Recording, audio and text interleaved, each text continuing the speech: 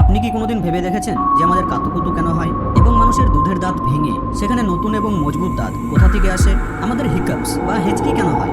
সেই সময় কি কেউ আমাদের কথা মনে করে? আর আঙুল ফোটালে আওয়াজ কেন হয়? আপনার মনে কি এই ধরনের প্রশ্ন কোনোদিন এসেছে? আমাদের বডি মাঝে মধ্যে অদ্ভুত ধরনের আচরণ করে। বেশিরভাগ ক্ষেত্রেই আমরা জানতে পারি না যে কেন আমাদের দেহ এরকম অদ্ভুত আচরণ করছে এবং এর পেছনের কারণ কি। তো চলুন আজ আমরা কথা বলবো শরীরের এমন 8টি অদ্ভুত আচরণের ব্যাপারে এবং তার পেছনের সায়েন্সের ব্যাপারে। আর এই 8টি অদ্ভুত আচরণকে আপনার অবশ্যই জেনে রাখা উচিত। So let's begin.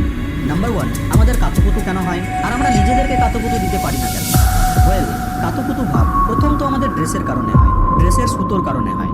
দ্বিতীয় হলো যখন কেউ আমাদেরকে ধীরে ধীরে এবং বারবার ছোঁয়, আর তখন আমরা অদ্ভুতভাবে ছটফট করতে শুরু করি এবং হাসতে শুরু করি। কাতুকুতু সাধারণত শরীরের সেই অংশগুলিতেই হয় যে অংশগুলিকে আমরা খুব একটা বেশি টাচ করি না, যেমন পায়ের পাতা, ঘাড়, গলা বা বগল।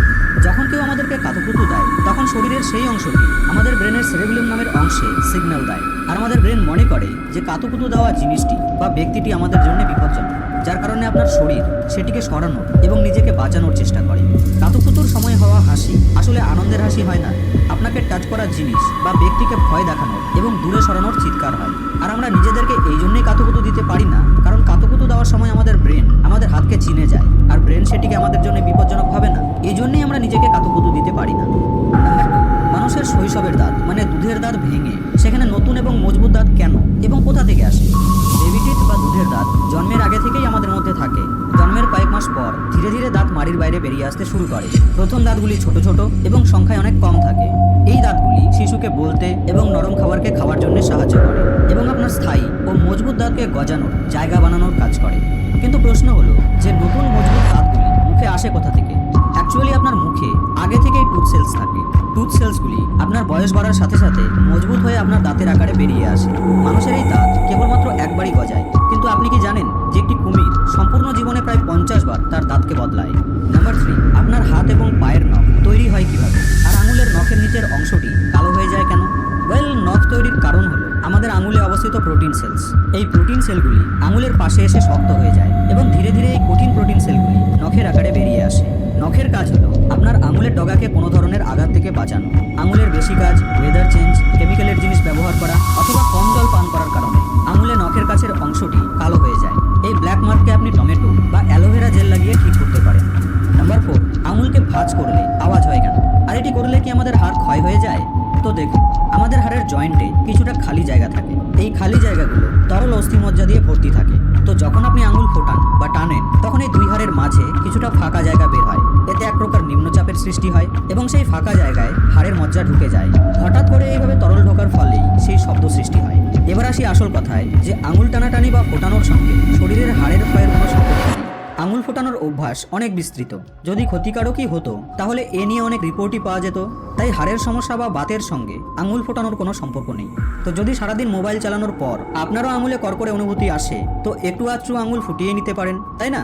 নাম্বার 5, আমাদের হিকআপস বা হেঁচকি কেন হয় আর সেই সময় কি কেউ আমাদের কথা মনে করে? দেখুন, শ্বাস প্রশ্বাসের সময় সাধারণত আপনার লাংস আয়তনে ছোট এবং বড় হতে থাকে, আর লাংসের এই আকারকে ছোট এবং বড় করানোর জন্য লাংসের নিচে অবস্থিত ডায়াফ্রাম সাহায্য করে, যা আপনার পেটের উপরিভাগে অবস্থিত। তাড়াহুড়ো করে খেলে বা খুব বেশি হাসলে আপনার পেট এই ডায়াফ্রামকে স্পর্শ করতে শুরু করে, যার ফলে ডায়াফ্রামে জ্বালাভাব শুরু হয়। আর এর কারণে ডায়াফ্রাম আপনার লাংসে বেশি করে অক্সিজেন ভরতে শুরু করে। বেশি অক্সিজেন ভরার কারণে আপনার স্বরনালী থেকে আওয়াজ আসতে শুরু করে। এটিকে ঠিক করার জন্য আপনি ঠান্ডা জল খেতে পারেন, কিছুক্ষণ নিজের শ্বাস প্রশ্বাসকে বন্ধ করে রাখতে পারেন, অথবা জিভে চিনি বা মিষ্টি জাতীয় কোনো জিনিস রাখতে পারেন। নাম্বার 6, শীতকালে স্কিন কেন রুক্ষ এবং শুষ্ক হয়ে যায় এবং পায়ের গোড়ালি ফেটে যায়? আর এটিকে কি ঠিক করা সম্ভব? বছরে একবার স্কিন ঝরে যাওয়া সাধারণ ব্যাপার, পর্ণমোচী বৃক্ষদেরও হয়। এই প্রক্রিয়ায় আপনার বডি পুরনো এবং ডেড স্কিনগুলিকে ঝরিয়ে দিয়ে নতুন স্কিনকে তৈরি করে। কোনো কেমিক্যালের সংস্পর্শে এলে, বেশি শুকিয়ে যাওয়ার কারণে বা স্কিনে অ্যালার্জির কারণে বেশি এবং শীঘ্রই স্কিন ঝরতে শুরু করে। আর ঠান্ডায় আপনার পায়ের গোড়ালি ফাটার কারণও হলো আপনার এই শুকনো স্কিন। পায়ের সব থেকে নিচের স্কিন আমাদের শরীরের সব থেকে কঠিন স্কিন হয়। শীতকালে জল এবং ধুলোবালি লাগার কারণে এবং বারবার শুকিয়ে যাওয়ার কারণে এই শক্ত স্কিন আপনার দেহের চাপের কারণে ফাটতে শুরু করে। এটিকে ঠিক করা খুবই ইজি। এই সময় পায়ের এই অংশটি ময়েশ্চার চায়, তো ময়েশ্চারাইজার ক্রিম বা গরম জল আপনার এই সমস্যাকে ঠিক করে দেয়।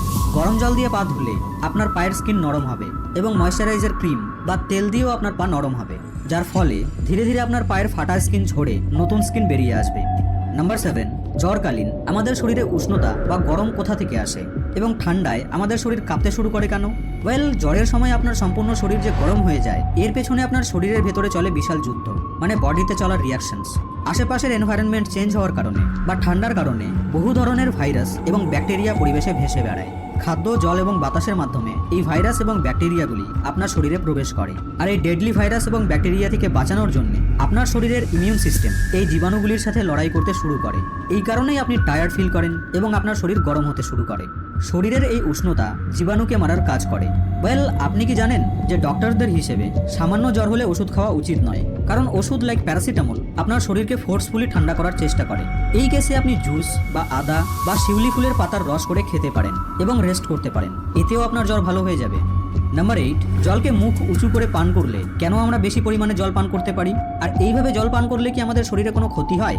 দেখুন বন্ধু, খাবার বা জলকে খাওয়ার সময় কিছুক্ষণের জন্য সেই খাদ্য বা জল আমাদের মুখে থাকে, যেখানে আমাদের মুখের সালাইভা খাবার ও জলের সাথে মিশে যায়। আর এই সালাইভা খাদ্যে বা জলে অবস্থিত ব্যাকটেরিয়াকে মেরে ফেলে। কিন্তু সালাইভার কারণে খাদ্য বা জল কিছুটা গাঢ় হয়ে যায়, যার কারণে আমাদের পেট শীঘ্রই ভরে যায়। কিন্তু মুখ উঁচু করে জল খেলে জল মুখের মধ্যে কিছুক্ষণ থাকার সময় পায় না, যার কারণে জলে অবস্থিত ব্যাকটেরিয়া সরাসরি পেটে চলে যায়, যার কারণে আমাদের গ্যাস বা বদহজমের মতো সমস্যা হতে পারে। ডক্টরসও বলে যে জলকে গ্লাস বা বোতলে মুখ লাগিয়ে আস্তে আস্তে পান করা উচিত। তো বন্ধু, এই ভিডিওটি আপনাকে কেমন লাগলো কমেন্ট বক্সে আমাকে অবশ্যই জানাবেন। ভিডিওটি ভালো লেগে থাকলে লাইক এবং শেয়ার করতে ভুলবেন না কিন্তু।